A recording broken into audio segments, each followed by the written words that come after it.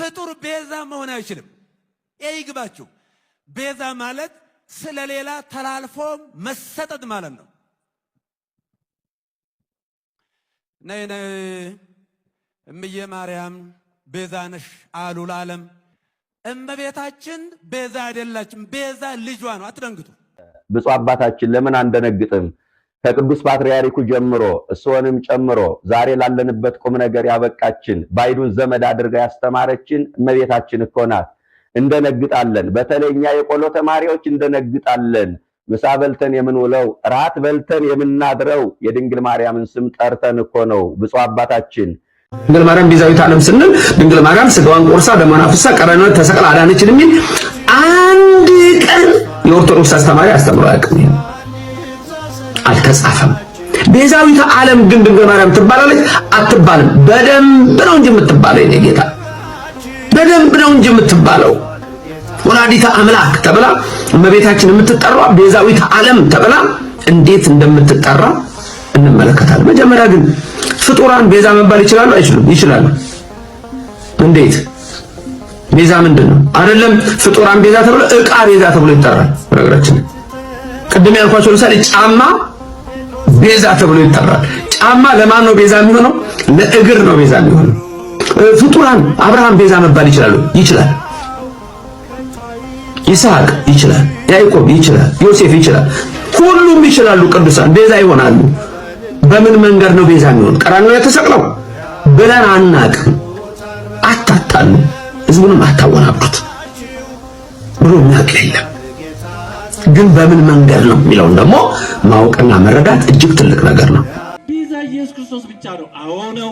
ግን ቤዛ የሚለው ቃል ለማርያም ለሌሎች መጠቀም የለበትም፣ መዋል የለበትም። ይሄ ማለት ይላል ድንግል ማርያም ቤዛ ከተባለች ሌላ ማንም ቤዛ ከተባለ የኢየሱስን ቤዛነት መሻማት ነው፣ መጋራት ነው፣ ፖሊቴይዝም ነው፣ አምልኮ ባዕድ ነው፣ አምልኮ ጣዖት ነው ይላሉ። ነው ወይ? ግን መጽሐፍ ቅዱስ ምን ይላል?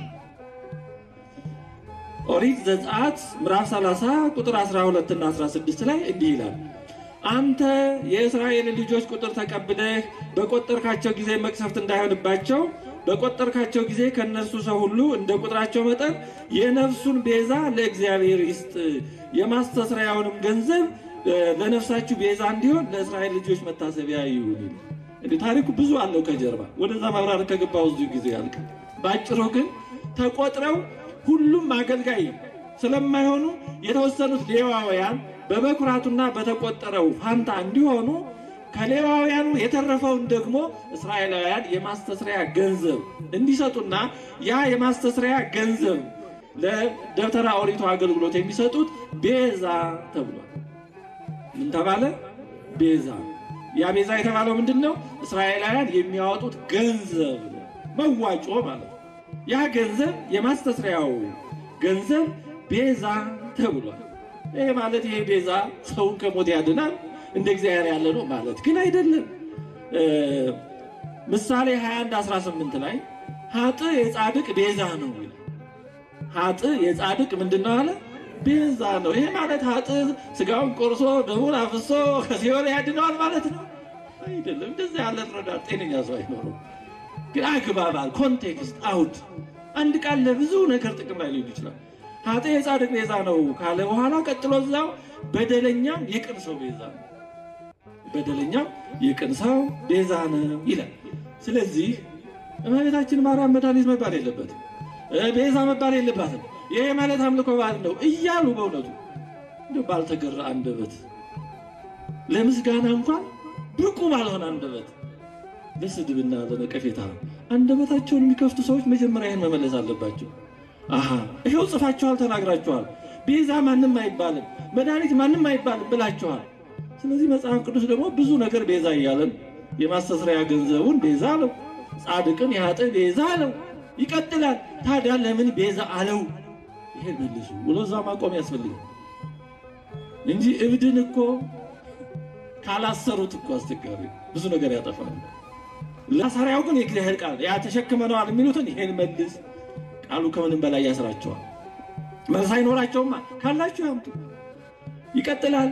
ትንቢተ ኢሳይያስ ምዕራፍ 43 ቁጥር 3 ላይ እግዚአብሔር እንዲህ ይላል፣ እኔ የእስራኤል ቅዱስ አምላክ እግዚአብሔር መድኃኒት ነኝ፣ ግብፅን ለአንተ ቤዛ አድርጌ ሰጥቻለሁ። ግብፅን ለእስራኤል ምን አድርጌ ሰጥቻለሁ አለ? ቤዛ አድርጌ ሰጥቻለሁ። ታዲያ ግብፅ ለእስራኤል ቤዛ ነው ማለት ልክ በኢየሱስ ክርስቶስ እንደሆነው ከሞት ያድናል፣ ገነትን ይከፍታሉ ግብፃውያን ማለት ነው አይደለም። ለራሳቸውም እንደዛ አልሆኑ።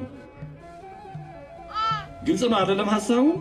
ስለዚህ አንድ ቃል በተለያየ አግባብ ለብዙ ነገር ጥቅም ላይ ሊውል ይችላል። ይሄ ቃል ለዚህ ብቻ ነው እያርግ ወይ እየወረደ አይነት ከፍ ዝቅ የለውም አይባልም። መጽሐፍ ቅዱስ እንደዛ ነው የሚያሳየው። ብዙ ይሄን የመሰላሉ የሐዋርያት ሥራ 7:35 ላይ ሙሴን ለእስራኤል እግዚአብሔር ሹምና ቤዛ አድርጎ ላከው ይላል። ሙሴን ለእስራኤል ሹምና ቤዛ አድርጎ ላከው። ማንን ነው የላከው? ሙሴን። ላኪው እግዚአብሔር ነው፣ ተላኪው ሙሴ ነው። ወደ ማን ነው የላከው? ወደ ወገኖች ወደ እስራኤል። ምን አድርጎ ላከው አለ? ሹምና ቤዛ። ቅዱስ እስጢፋኖስ ነው ያንን የብሉይን ታሪክ ተርኮ ሲነግራቸው ሹምና ቤዛ አድርጎ ላከው። ታዲያ ሙሴ ለወገኖቹ ቤዛ ከነበረ ሌላ ቤዛ አያስፈልግም ማለት ነው? ሙሴ የክርስቶስን ቤዛነት ይሻማል ማለት ነው? ኧረ በጭራሽ እንዲህ ያለ አረዳድ የለም። እነዚህ ሰዎች የሚሉት ለመጽሐፍ ቅዱስ ባዕድ ነው። አዋልድ በየት ታልፎ መጽሐፍ ቅዱሱ እንቀበለዋለን የሚሉት ሳይገባቸው እንዴት ብሎ። ስለዚህ ሙሴ ሹምና ቤዛ ተብሏል። ይህን የመሰለ በጣም በእውነቱ ብዙ አለ። ስለዚህ ኃጥእ ሰው ቤዛ ተብሏል። የማስተስሪያ ገንዘብ ቤዛ ተብሏል። ሙሴ ቤዛ ተብሏል። ግብፃውያን የእስራኤል ቤዛ ተብለዋል። ይሄ ሁሉ ቤዛ የተባለው ታዲያ ከኢየሱስ ክርስቶስ ብቸኛ ቤዛነት ጋር እንዴት ይስማማል? መጽሐፍ ቅዱስ ነው ኢየሱስ ክርስቶስ ቤዛ ነው ይላል። አዎ እውነት ነው። እነዚህ ደግሞ ቤዛዎች ናቸው ይላል። ሙሴን ቤዛ ይለዋል። እስቲ ያስታርቁልን ብላችሁ ጠይቋቸው። ይሄ መጀመሪያ ይሄን ይረዱ።